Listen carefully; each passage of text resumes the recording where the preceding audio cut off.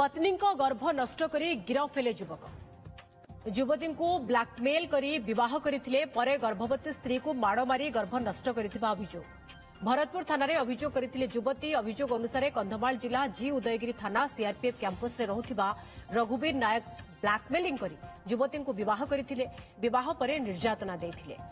गर्भवती हेबारु मेडिसिन देई गर्भ नष्ट करथिले अभियोग परे पुलिस रघुवीर नायक को गिरफ करिछि गिरफ रघुवीर को बापा जने सीआरपीएफ इंस्पेक्टर भाबे कार्यरत अछंती चंदन पाइकरा एवं सहयोगी अधिक सूचना पाई रहिछंती चंदन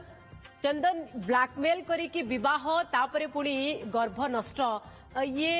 अभियोग प्रकृत रे कोन करा जाईछि एवं पुलिस रो एक्शन ए पर्यंत कोन देखो पुलिस एक्शन जितेबाला नहीं सेतेबाला कौन संपर्क कौन पावर को देखी ना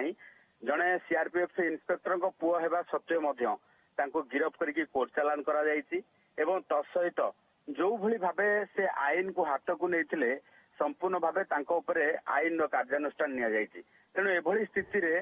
से जेतेबेले जो रही जड़े युवती को भल पाउथिले एवं परवर्ती समय तांको ब्लैकमेलिंग करबा सहित विवाह कले विवाह करबा सहित युवती जन को जेतेबेले कोर्ट मैरेज करछंती परवर्ती समय से जेतेबेले गर्भवती होइछंती तांको माड़ मारिबा सहित निर्यातना देबा सहित तांकर जो रही जे गर्भ नष्ट करिछंती।